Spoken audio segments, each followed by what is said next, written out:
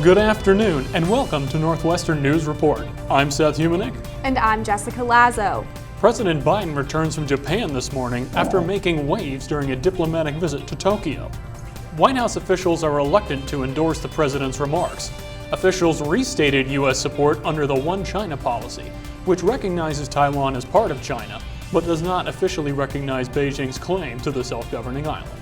Augusta, Pebble Beach, and St. Andrews. These are the courses fans usually think of when they think golf, and they carry with them an image of a certain etiquette, of fans who stand silently and cheer quietly for their favorite golfers. But things are different here at Phoenix.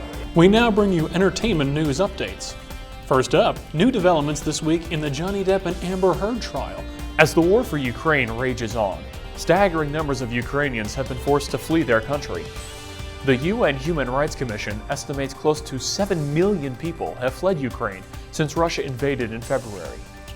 Official counts of Ukrainian refugees in the U.S. are hard to come by, but one expert I talked to says several thousand have made their way to Chicago's Ukrainian Village, where a thriving Ukrainian community has stepped up to help them adjust to life in America. Bruce "The Boss" Springsteen is getting ready to head back out on Thunder Road. No U.S. tour dates have yet been announced, but the European leg of the tour will kick off in Barcelona on April 28th of next year. Many immigrants like Romana don't have work authorization, a place to live, or a command of the English language when they first arrive in the U.S. Self-Reliance Association is the first place they usually go for help. Founded in 2020, Self-Reliance is dedicated to providing Ukrainians the information, professional consultations, and skills training needed to adapt to life in America. Cleanup efforts are underway in the Great Plains today as the region continues to get hammered by severe storms. Seth, what should people be expecting from these upcoming storms? Will the tornadoes continue? Yeah, unfortunately, it looks like there's not going to be much of a reprieve for the area coming up here. Severe storms are forecasted to continue Wednesday and Thursday, with possibility for more tornadoes and possibly even baseball-sized hail. JP? Not even reporters can escape the chaos. Hi, I'm Haley from Arizona, and you're watching Disney Channel. Former Pittsburgh Steelers quarterback Dwayne Haskins was intoxicated when he was killed by a dump truck last month in Florida. Haskins was a 4-year NFL veteran who had been with Pittsburgh since 2021. The government is also taking steps to boost domestic formula production, as the Justice Department petitioned a court to reopen the Abbott plant with FDA supervision. Experts believe the closure of the plant, along with February recalls, are driving factors behind the shortage. Here at Meist Carpati Shipping Company, a massive collection effort is underway.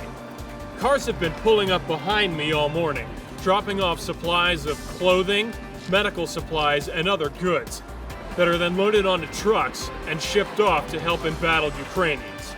Here in Chicago's Daily Plaza, hundreds of demonstrators have gathered to voice their opposition to Vladimir Putin's invasion of Ukraine and to beg Western leaders to do more to help the Ukrainian military and Ukrainian refugees. Authorities say this was an attack motivated by hate toward the Taiwanese community. The man who opened fire, 68-year-old David Chu, is a U.S. citizen who immigrated from China when he was a child. According to Orange County District Attorney Todd Spitzer, Chu's family was forcibly removed from China to Taiwan in the early 1950s, where Chu felt he wasn't treated very well on the island. Americans are seeing the effects of the war in Ukraine at the pump today, as sanctions on Russian oil helped drive gas prices to a new all-time high.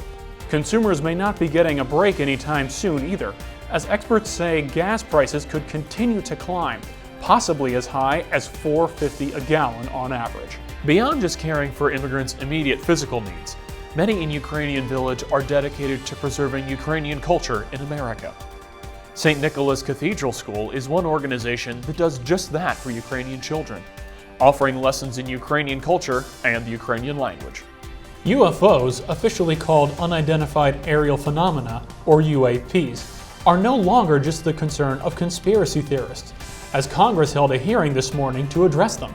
In talking to Ukrainian refugees, I noticed that no matter how difficult their life in America, their homeland is always at the forefront of their minds. This is especially true for Tamara Kachala. She was a professor of economics at Bogdan Khmelnytsky National University in Cherkasy, Ukraine, before being forced to flee the country, leaving her husband and son behind. She now lives with her daughter in Chicago, but continues to support and raise funds for her country through her artwork and advocacy. Officially, this event is known as the WM Phoenix Open. But for hundreds of thousands of fans here, it's the People's Open. I'm Seth Humeniuk, and we'll see you next time.